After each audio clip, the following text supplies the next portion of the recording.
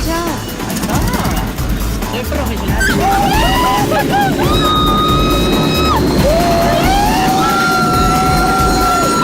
Said here at Epcot.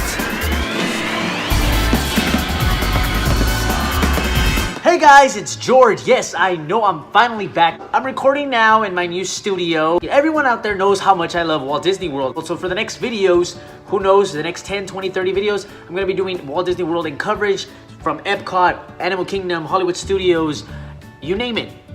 I'm sorry, Magic Kingdom. How the hell could you forget Magic Kingdom, George?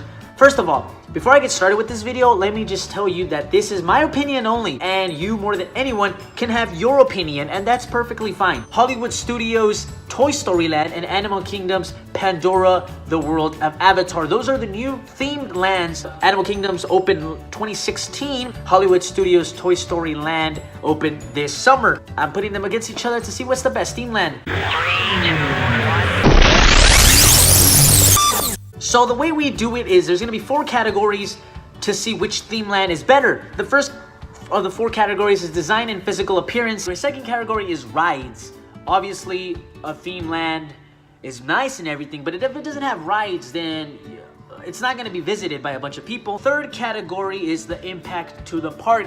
That's important because if it's not attributing much, then its run is going to be narrowly small, and if that's the case, then they're investing money into something that's not going to be worthwhile. And the fourth is the popularity among people. I feel that it's important that if a theme land is quote-to-quote better than another theme park, then it has to have some sort of significance or some sort of general cohesion that everyone believes that that theme land is more popular or more important. This is a real hard one because you go to Animal Kingdom's Avatar and there's like freaking flying mountains. Like, I've never seen Avatar the movie. I've never been interested in the movie Avatar, but that was pretty nice. Also, Avatar has some alien wildlife. The best feature, the bioluminescent lighting. The whole theme land is covered by this bioluminescent lighting. You look at the floor and it's like glowing, and then the plants are glowing, and then the mountain top is glowing, the water's glowing, and it's something that like I still remember to this day, and for me that's an A+.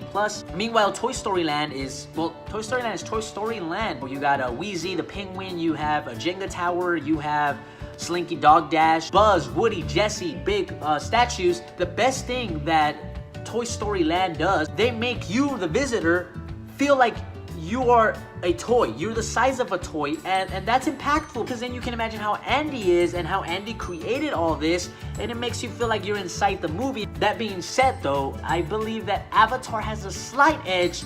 I'm sorry, Toy Story Land fans, but I just feel like Avatar's is more of a wow factor because...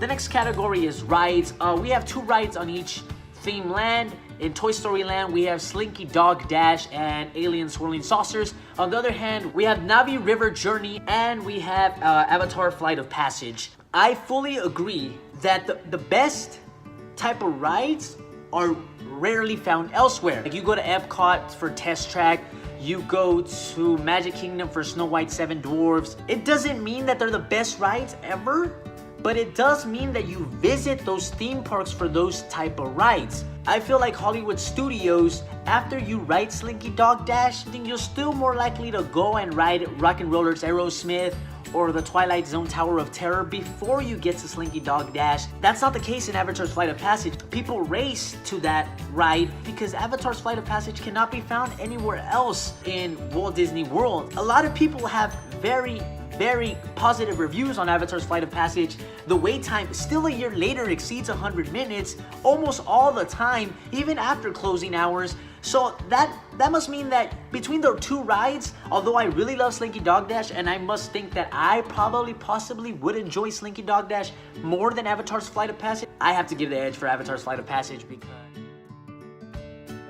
the way I see the impact of the park is if you take this theme land, how would the park be? Animal Kingdom before Avatar wasn't at Epcot or Magic Kingdom's success rate. It was still a very successful park.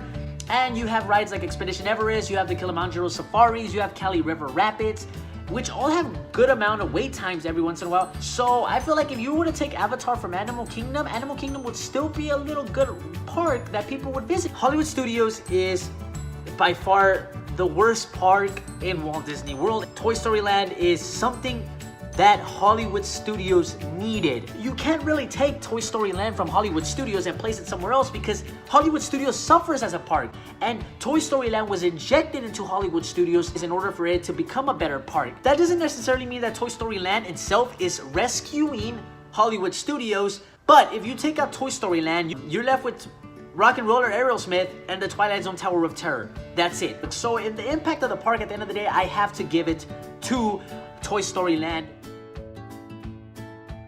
Toy Story Land has featured some positive reviews by a lot of people, but people still want to go to the Avatar Flight of Passage, Navi River, and to visit the world of Avatar a year later. Wait times have not lowered down, and meanwhile you have Toy Story Land. That doesn't mean that people aren't going to Toy Story Land, it just means that people are splitting up when they get there, or they're riding in different ways. In Animal Kingdom, the world of Avatar, there are times that the wait time for the Navi River journey and Avatar Flight of Passage exceed 80 minutes, 90 minutes, 100 minutes, while you have rides like Expedition Everest, you have rides like Cali River Rapids, you have rides like Kilimanjaro Safari that have 10, 15 minute wait lines because everyone in the park is at Avatar. That should tell you everything. The popularity and the people love Avatar, and that's something that Toy Story Land couldn't quite duplicate, couldn't quite do, and that is why this fourth category will go to Avatar. Today's competition between Pandora, the world of Avatar, and Disney's Hollywood Studios Toy Story Land, I feel like the winner is Avatar because it is a more complete theme land. Both of them are great theme lands, but if I had to choose one, I would have to go for Avatar. But what do you guys think? If you had to choose between Pandora, the world of Avatar, or Toy Story Land, what would you choose? Please let me know in the comments. This has been George. I hope you guys enjoyed this video, and I'll be posting more soon.